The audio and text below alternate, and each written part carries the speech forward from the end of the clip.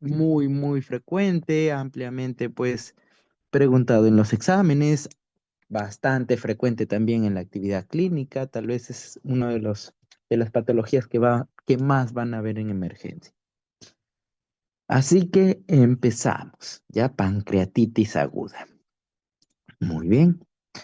Eh, para ubicarnos un poquito en pancreatitis aguda, vamos a dar un breve repaso a la fisiología, ¿ya?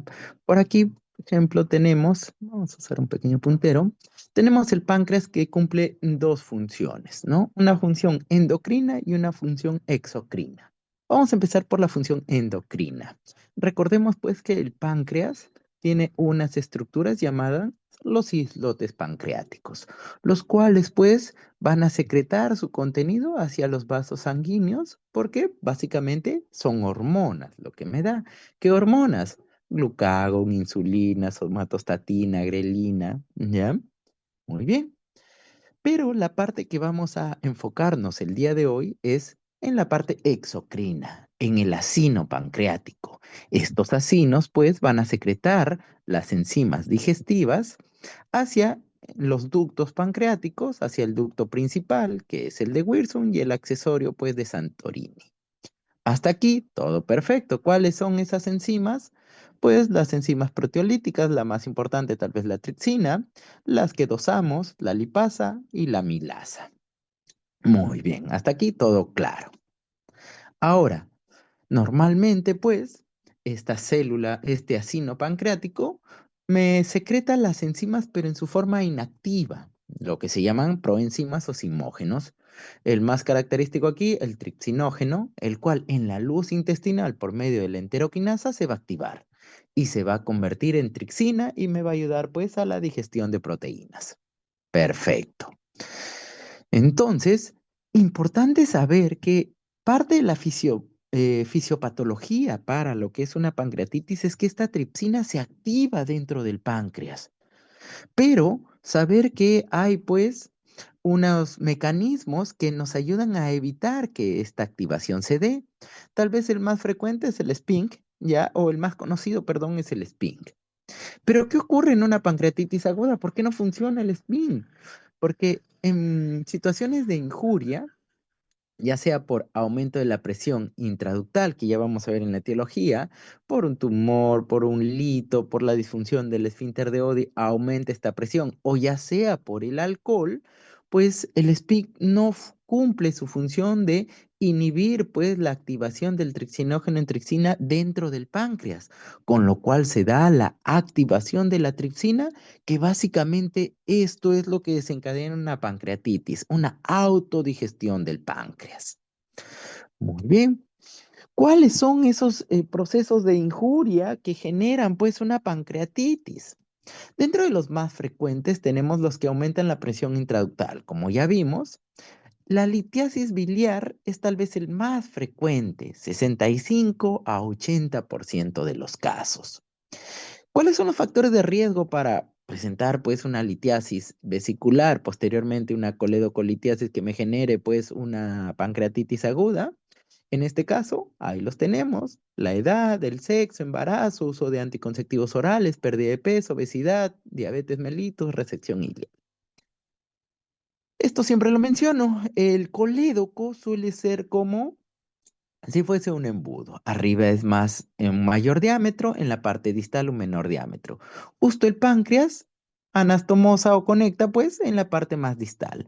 Con lo cual los litos en el colédoco tienen que ser muy pequeñitos para llegarme a obstruir aquí. Son tan pequeñitos que suelen migrar espontáneamente. Estos litos pequeñitos me generan pancreatitis y pasan por la papila, la ampolla de Vater y pues se elimina. ¿Ya? Muy bien, entonces saber que los litos que miden menos de 5 milímetros tienen migración espontánea. ¿Eso es importante para qué? Para saber la etiología. Después, doctor, si no veo el lito ahí, esta no es una pancreatitis de etiología biliar, falso. Lo único que tenemos que ver es que haya piedritas en la vesícula, no necesariamente ver el lito en el colédoco. Con esto es suficiente en el contexto de una pancreatitis para decir que la etiología es biliar. También tenemos al alcohol. ya 15 a 20%. Importante saber que para desarrollar una pancreatitis por alcohol tiene que haber un consumo mayor a 5 años de más de 4 unidades de bebida. ¿Cuáles son las unidades de bebida? Las que ven aquí: 250 mililitros de cerveza, 125 de vino, 60 o 35 dependiendo de el agente o el trago corto que se use, whisky o pisco, las otras bebidas. También tenemos pues a la hipertrigliceridemia cuando esta es mayor a 1000. Ya eso es ampliamente conocido. Tenemos fármacos también. Hay muchos con asociación ya establecida como didanosina, pero hay muchos otros que la asociación no es muy clara. Si ustedes van a revisar en la literatura, hay una exagerada lista de medicamentos que realmente no están totalmente asociados por ahí. Tal vez son coincidencias, pero bueno, ya están escritas como o descritas como etiología de pancreatitis. Sí, también tenemos algo bastante frecuente, la CEPRE, ¿no? Quienes rotan conmigo el día de mañana, tenemos CEPRE, 8 de la mañana, que es pues básicamente ingresar a la vía biliar y trabajamos pues para sacar los litos del colédoco, pero ya sabemos que por aquí también se drena el conducto pancreático, se puede inflamar el ducto pancreático, la papila, producir una obstrucción y pancreatitis. Una pancreatitis que por lo general suele ser leve. También, como datos anecdóticos, picadora escorpión también genera pancreatitis. Los traumatismos, no se olviden, traumatismos abdominales, si hay un impacto pues del abdomen, puede generar eso, pancreatitis. También las causas autoinmunes, menos frecuentes, fibrosis quística, isquemia y causas hereditarias. Muy bien. Ahora, ¿cómo hacemos el diagnóstico de pancreatitis? Para ello, pues, nos vamos a ayudar de los criterios diagnósticos. Debemos juntar dos criterios suficientes para hacer el diagnóstico. El más característico, el más frecuente, la clínica. Dolor abdominal, clínicamente sugestivo de pancreatitis. ¿Cuál es ese? Pues tiene que ser un dolor intenso, ¿ya? En mi abdomen superior, principalmente en epigastrio.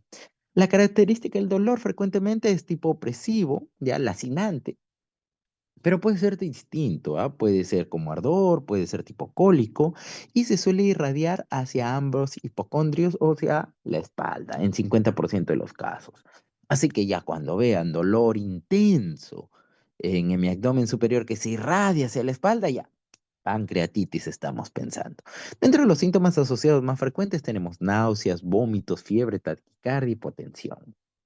El segundo criterio, laboratorio. Lipasa o amilasa, pero eso sí, tiene que estar más de 3 veces el valor normal. Aquí tenemos un gráfico donde se ve pues cuántas veces se eleva. Vemos que tiene que elevarse más de 3 veces el valor normal. Vemos que la milasa pues empieza desde a partir de las 4 horas ya está elevando su pico máximo entre 24 y 48 horas y empieza a descender también a partir del cuarto día. ¿Ya? Distinto a la lipasa, que suele elevar un poquito más tarde, su pico suele ser a las 24, 48 o al tercer día y también nos dura unas 2 o hasta 3 semanas. Importante saber estos datos, ¿ya? Antes se decía que una pancreatitis está resuelta cuando la lipasa regresa al valor normal. Actualmente ya se sabe que eso no es así, ¿ya? Muy bien.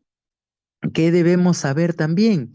Que si yo tengo una pancreatitis muy pronta, tal vez lo que voy a marcar es amilasa. Pero miren, a las 24 horas ya superó 3 veces el valor normal.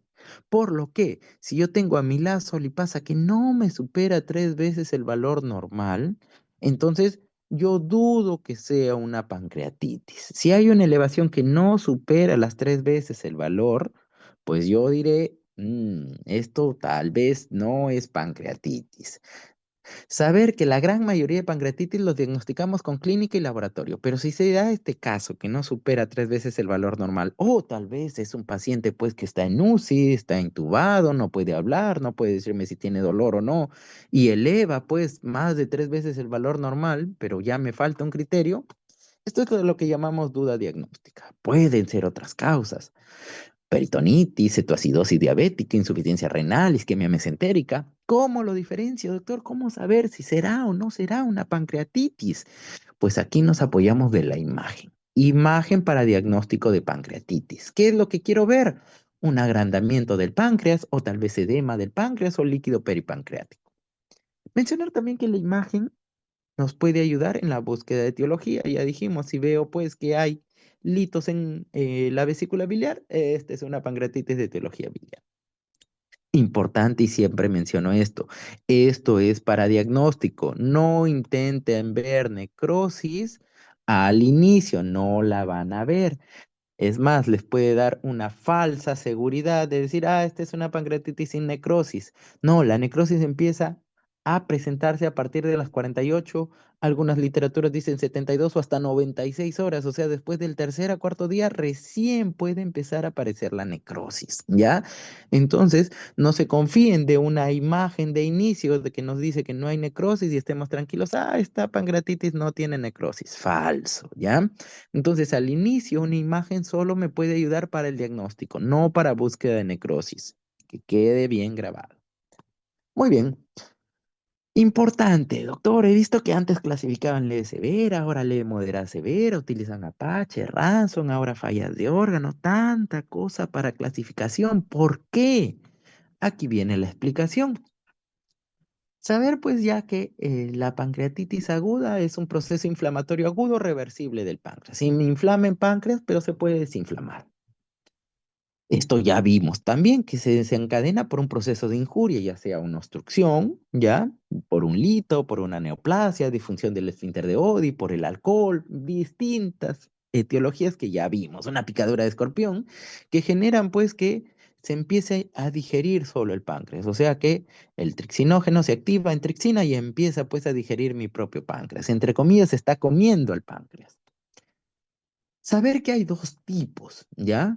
La pancreatitis intersticial, que suele ser edema, ¿ya? Líquido peripancreático. Aquí no hay necrosis. Esta es la más frecuente y tiene una mortalidad bajita, menos del 2%. Pero la pancreatitis necrotizante, aquí sí hay necrosis y miren, su mortalidad puede llegar hasta el 40%. Entonces, yo puedo decir que un tercio de los casos pueden, pues, de esta pancreatitis necrotizante llegar a morirse. Es ahí donde yo tengo que investigar, adelantarme, porque ya he dicho que la necrosis la puedo ver a partir del cuarto día.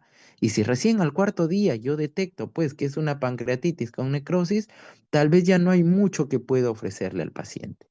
Entonces, ese tiempo de hasta que aparezca la necrosis es donde yo me tengo que adelantar y por ello viene la clasificación para buscar criterios de severidad que me ayuden a decir, oye, esta pancreatitis puede ser que va a desarrollar necrosis. O predecir también, oye, por estos signos de alarma o estos scores pronósticos, esta pancreatitis va a generar necrosis. Entonces, ¿cómo clasificamos? Para esto no, la más frecuente utilizada a partir del 2012 suele ser la Atlanta 2012, no la Atlanta anterior, ¿ah? La del 2012, que nos dice leve, moderadamente severa o moderadamente grave y grave o severa, dependiendo de la traducción. En la leve, pues no va a haber falla de órgano. En la moderada hay una falla de órgano transitoria o complicaciones locales. Y en la severa una falla de órgano persistente. Ya vamos a revisar ello. Entonces, una clasificación leve me está diciendo que esta es una pancreatitis intersticial. ¿Qué era intersticial? Mortalidad menos del 2%. Una pancreatitis, pues clasificada como moderada o como severa, me está diciendo, este es, doctor, una pancreatitis que puede ser necrotizante. O sea que la mortalidad puede ser muy alta aquí. Eso me va a decir dónde tengo que tratar mi pancreatitis. Si yo lo estoy clasificando como leve, lo puedo pasar a sala de hospitalización general. Si la clasifico como moderada, yo diré, no, tiene que ir a cuidados intensivos. Y si la clasifico como severa, ese no dejo que mi paciente lo lleve a otro lado que no sea UCI. ¿Ya? Muy bien. ¿Cuáles son esas fallas de órgano? Creatinina más de 2, el punto renal, respiratorio y cardiovascular. O sea, doctor, ¿no puede hacer otra falla de órgano esta pancreatitis? Claro que sí, pero estadísticamente estas son las más frecuentes de lejos. Es por ello que manejamos solo estas tres fallas de órgano. ¿Ya? También, doctor, no, yo quiero utilizar el índice de Marshall modificado. Pues se considera falla de órgano cuando tiene más de 2 puntos, o sea, similar a lo que les he mencionado arriba. ¿Cómo es transitorio? ¿Cómo es persistente? Si se resuelve esta falla de órgano dentro de las 48 horas, yo diré que es transitorio. Si no se resuelve, diré que es persistente. Pero doctor, si está mi paciente, viene el día lunes y empieza a hacer falla de órgano, ¿a dónde lo mando? ¿A cuidados intermedios o a intensivos? No sé si esa para el martes se resolverá o no, por ejemplo, su creatinina que está en 3. Ante esa duda, pues vienen los criterios pronósticos de severidad, en los cuales tengo factores individuales como una edad avanzada, obesidad, biomarcadores, PCR más de 150, decir que el PCR su pico pues se suele dar a las 48 horas, por eso no es tan útil. En cambio, la interleucina 6 o procalcitonina su pico es muy más próximo, entre las 12 a 24 horas. Hay otros como hematocrito, el boom, una hipocalcemia.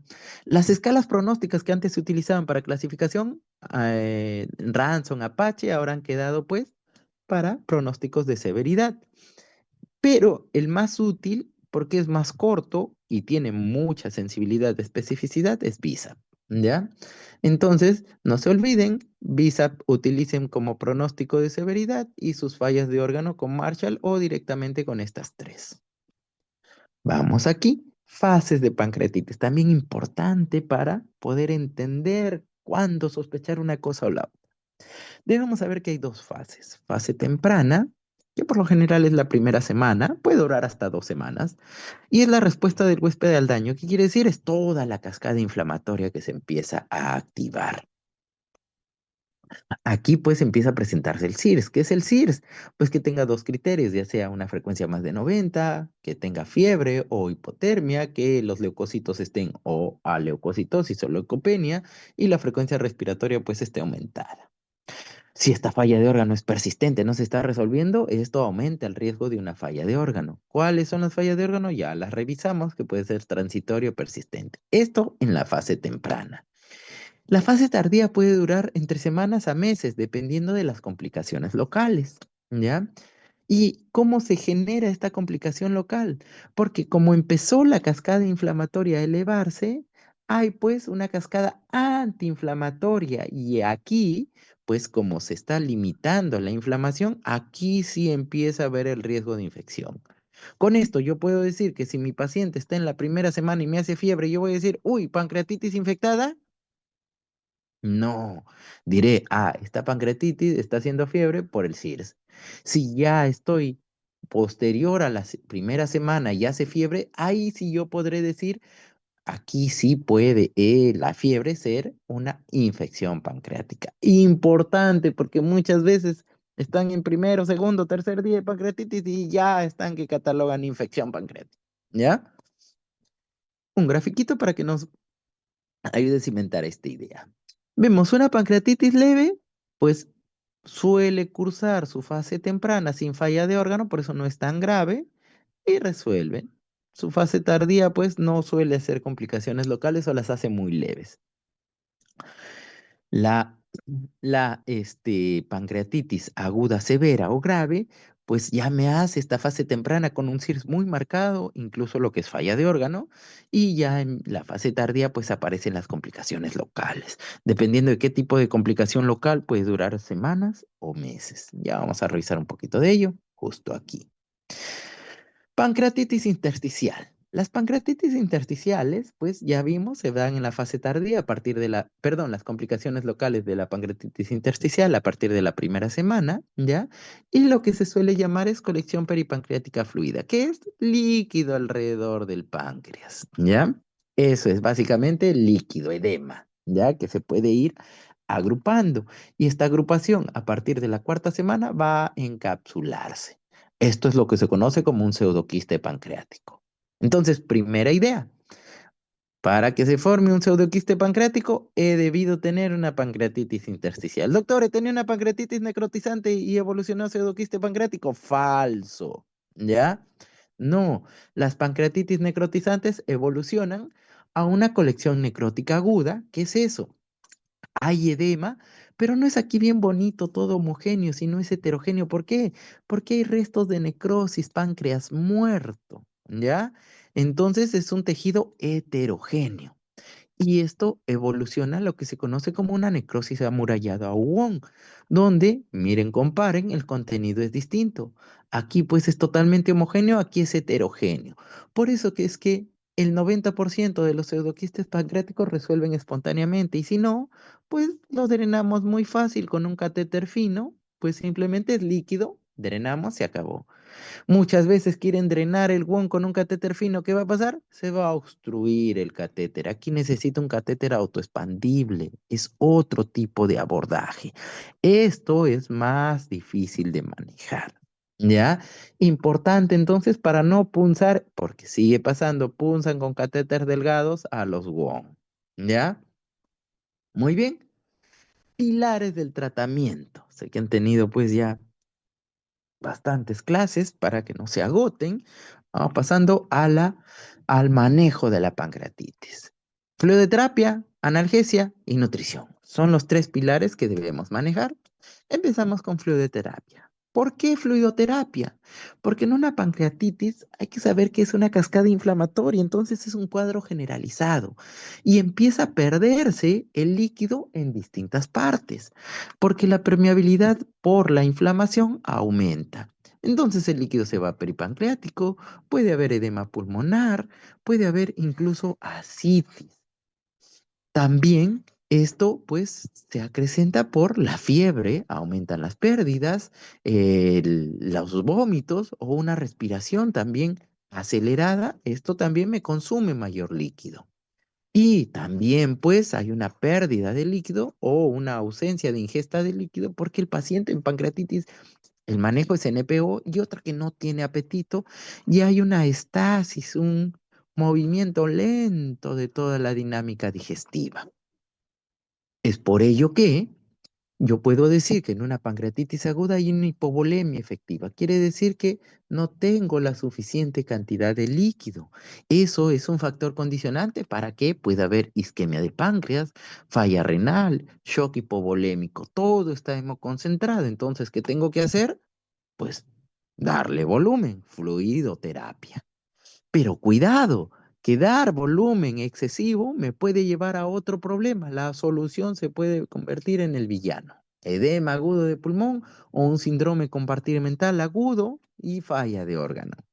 Entonces, respecto a esto ya ha habido varios estudios. Antes les comento, los grandes maestros decían pues, en una pancreatitis aguda hay que hidratar hasta que el paciente empiece a toser. ¿Qué quiere decir? Hasta que empiece a hacer pues su edema agudo de pulmón. Ya se ha visto que esto no es lo mejor porque eso aumenta la mortalidad. Ya se ha visto que hidrataciones excesivas, en lugar de ayudar pues a mejorar la pancreatitis, exacerban esta pancreatitis. En cambio, las fluidoterapias restrictivas pues nos ayudan a, a minorar pues las fallas de órgano o las complicaciones locales. Entonces, doctor, ¿qué es una fluidoterapia agresiva y qué es una fluidoterapia moderada? Imaginemos una o mejor dicho, una fluidoterapia agresiva es un bolo de 20 mililitros por kilo a una perfusión de 3 mililitros por kilo por hora. Doctor, pero eso sí tiene bomba de infusión, pero si no, me viene un paciente de 70 kilos, ¿cómo debo darle? Antes le daban 6, 7 litros. ¿Qué es lo que debemos darle? Más o menos unos 3 litros, máximo 4 litros. Saber pues que si yo le dejo a un paciente un goteo de 15 gotas por minuto, quiere decir que va a pasar un litro en 24 horas. Doctor, si le dejo goteo a 30 gotas, pues va a pasar 2 litros en 24 horas. Si le dejo goteo de 45 gotas, 3 litros en 24 horas. Por lo general nosotros solemos dejar indicaciones de 24 horas, así que entre 45 a 60 gotas por minuto con su Volutrol es más que suficiente para una correcta hidratación de su paciente. ¿Ya? No se olviden. La hidratación pues tiene que ser las primeras 24 horas. Ya no tiene ningún efecto el segundo día o el tercer día. Si han pasado por ahí por la emergencia, a veces dicen, ay no, pobrecito el paciente, se va a quedar sin comer este día, ponle mejor dextrosa, hidrátalo con dextrosa. No, los mejores hidratantes son suero fisiológico o Uy, voy a cambiar mi diapositiva ya, aquí está el suero de Medifarma o lactato de Ringer, ¿ya? De por sí el lactato de Ringer es mejor, se ha asociado a una menor acidosis, así que por ahí tiene ventajas, pero es importante solo el primer día. Entonces, si por ahí alguien le quiere dar a nuestro paciente dextrosa, otra cosa, digámosle, por favor, estas primeras 24 horas déjale con su suero. Mañana, si quieres, le das dextrosa, lo que tú quieras, pero la hidratación tiene que ser con o lactato de Ringer o suero fisiológico las primeras 24 horas para poder diluir esta cascada inflamatoria. Para la analgesia. Hay muchas formas de dar analgesia, ¿ya? La que es un poquito más efectiva en el primer día suele ser la epidural, pero después, a partir del segundo día, pues vemos que los AINES y los opioides son igual de efectivos, ¿ya? Así que no se hagan problema. Si lo que recomendamos, pues dentro de los opioides, podemos darle tramadol, es el más usado, o podemos utilizar antiinflamatorios. Sin mencionar, pues, que antes había un estudio del año 70 que decía que los opioides podían dar una contracción del esfínter de Oddi. Se ha demostrado que en la respuesta clínica no hay problema, así que no tengan problema de ponerle tramadol a su paciente, ¿ya? Sí deberíamos individualizar pues la analgesia. Si tengo un paciente pues dependiente de opioides, ¿ya? No le voy a dar tramadol, voy a darle pues AINES. Y si tengo pues un paciente con antecedente de úlcera péptica con hemorragia digestiva, pues entonces le voy a dar mejor sus opioides, ¿ya? Muy bien. Nutrición. Antes se tenía pues la idea de que, ¿sabes qué? Pancreatitis aguda, que no coma el paciente una semana, 10 días o hasta 2 semanas sin alimentarse. Se tenía la idea del descanso pancreático. Actualmente esto ya está demostrado que la mejor o lo mejor es la teoría del intestino estimulado, que el paciente me coma en 1 a 2 días, ¿ya? Esto me ayuda a disminuir o cuando inicio, mejor dicho, la dieta, cuando cumple 3 criterios. Lo primero, ausencia del dolor abdominal o disminución. ¿Qué significa disminución? Que en una escala de dolor, si empezó con 10 a 10, que vaya a la mitad o menos. 5 a 10 o 4, ya está. Puedo iniciar un criterio. 2, que el paciente tenga apetito. ¿Tienes ganas de comer? Sí, ya está. Y 3, que haya ruidos hidroaéreos o elimine flatos. Si se cumplen estas 3 condiciones, iniciamos la dieta en nuestro paciente. Ya los estudios han demostrado que esto genera una menor estancia hospitalaria o un menor costo hospitalario. ¿Con qué inicio? ¿Con dieta líquida? No, puede iniciar directamente con una dieta sólida, pero eso sí que sea hipograsa, ¿ya? Porque ya hemos visto que la principal causa suele ser biliar. Entonces, si le doy grasa, la vesícula se va a estimular nuevamente y puede ser que otro lito pueda generarnos un nuevo episodio de pancreatitis, ¿ya? Igual aquí, ¿qué es lo que hacemos? Nosotros, pues, en piso, si es que han rotado en gastro, ven que el primer día, pues, no damos de comer. A partir del segundo o máximo tercer día, iniciamos en la mañana tolerancia oral, va todo bien, en la tarde ya le damos su dieta blanda hipograsa. Muy bien. Otra pregunta, ¿nutrición enteral o parenteral? Doctor, mejor parenteral, pues directo a la avena. Falso, ¿ya? La nutrición enteral, en caso lo requiera, si es que no puede ir a la vía oral, es mucho mejor a la parenteral. Menor mortalidad, menor falla de órgano, menores infecciones, ¿ya? Sí, ahora doctor, en la enteral, ¿qué le doy? ¿Sonda nasoyeyunal o sonda nasogástrica? No hay diferencia, puedes ponerle tu sondita nasogástrica y no pasa nada. Sí, importante saber que la nasoyeyunal es más efectivo cuando hay un efecto de compresión a nivel de segunda porción duodenal. Como ya les dije, las complicaciones locales pueden ir encapsulándose y eso presionar pues al intestino y evitar que pase el alimento. Aquí sí sería más útil la sonda nasoyeyunal. Un pequeño algoritmo para que siempre nos dé a la práctica cómo aplicar esto. Entonces, pruebo con mi paciente tolerancia oral. Espero hasta 3 días, ¿ya? Para ver si cumple los criterios. ¿Cuáles son? Ya hemos dicho, que tenga apetito, una ausencia o disminución del dolor, que elimine flatos o haya ruidos hidroaéreos. Si no hay nada de eso, hasta el tercer día, para el cuarto día, yo ya digo, no, tengo que empezarle nutrición enteral. Veo que hay un retraso en vaciamiento gástrico, obstrucción gástrica. No, entonces sondita nasogástrica. Doctor, le he puesto la sonda nasogástrica y no tolera, vomita, vomita. Debe tener alguna obstrucción, sonda nasoyeyunal. Doctor, no me tolera ninguna de las dos, ni nasoyeyunal ni gástrica.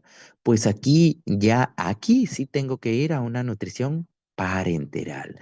Entonces, como ven, mi paciente máximo al tercer día debe estar comiendo y si no, para el cuarto ya debe estar con su sonda.